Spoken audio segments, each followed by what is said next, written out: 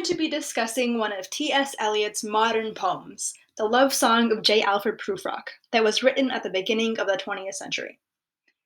And I'm going to talk about why it's considered a modern poem, and I'll also interpret some images, themes, the poem's tone, and also the poem's subject. So the reason the poem isn't featured is because it's kind of long. So on the left is an image of the author, T.S. Eliot, and then on the right is one of the most famous quotes from the poem. I have measured out my life with coffee spoons. So the title, "The Love Song of J. Alfred Prufrock," is ironic. It refers less to an expression of love and more to Prufrock's uneasy thoughts. So T.S. Eliot embraces modernism in writing elements such as stream of consciousness, a psychology based theme, and the contrast of casual and formal language.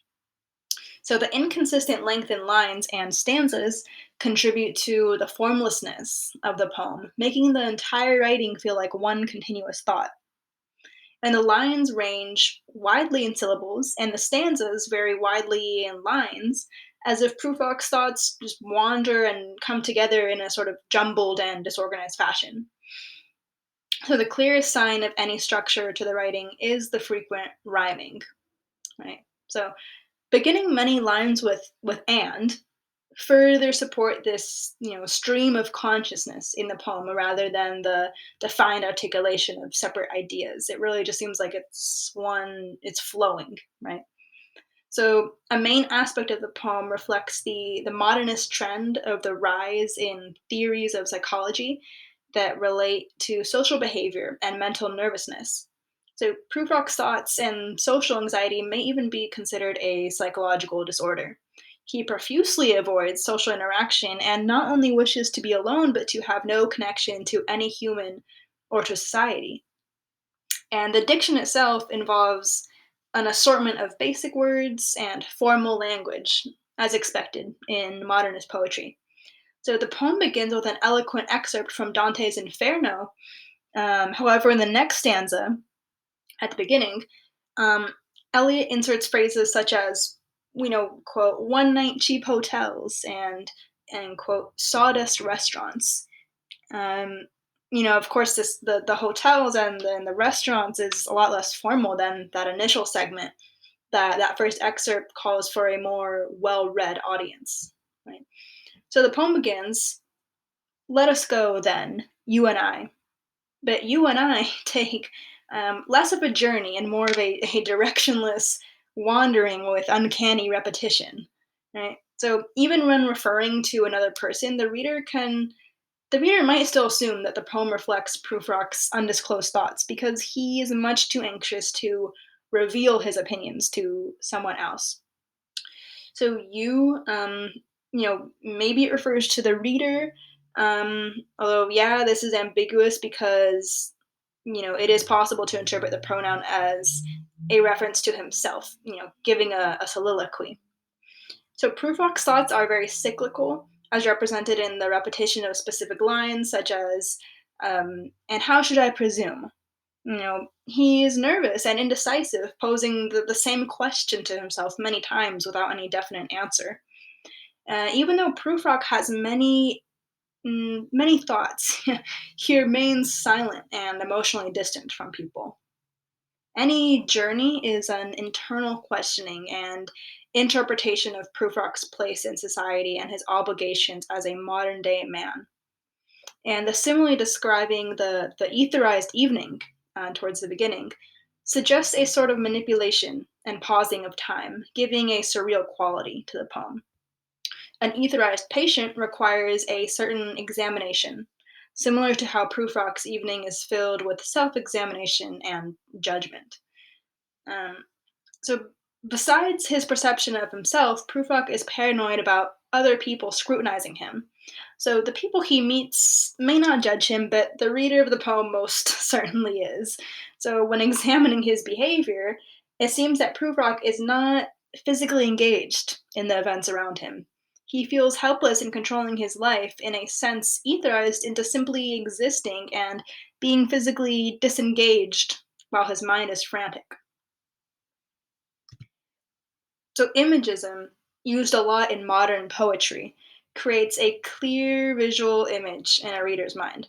So, the imagism affects the mood of the writing because um, the associated visual carries a certain connotation.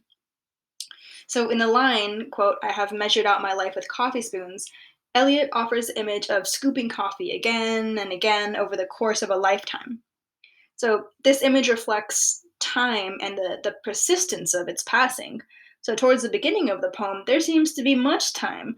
There's time for, quote, "all the works and days of hands," and for 100 indecisions, and for visions and revisions, right, as it says in the poem. Yet, after seemingly very little time has passed, towards the end of the poem, Prufrock has already abandoned this bright, youthful idea of an abundance of time. It feels like time is quickly fading away as Prufrock reflects on feeling like he has grown old. So possibly he regrets the lack of social engagement when feeling like he previously had enough time. His life has been relatively bland and repetitive, like the pouring of coffee spoons every day. So, in measuring coffee spoons, there's little excitement and little to pay attention to. Most people measure their lives in terms of their most distinctive experiences, but Prufrock defines his life by the repetitive and mundane events of getting a cup of coffee. So, in the time that he could have dedicated to enthusiasm, Prufrock repeated this same uninteresting habit. So, apart from the measurement of coffee spoons, Eliot includes the image of a crab, as Prufrock says that, quote, "I should have been a pair of ragged claws scuttling across the floors of silent seas." Right? So, wanting to be a lonesome, directionless crab speaks to Prufrock's self esteem, right? So, he lacks confidence and he wants to avoid the obligation of social interaction at all costs. So as a man, he is expected to be social. But as a crab, he can spend his time free of socialization and the scrutiny of others. So this imagery is wholly opposed to the confidence and the romance implied by the title. So Prufrock is not romantic and would not write a love song because this implies uh, giving into social obligations and interacting with other people.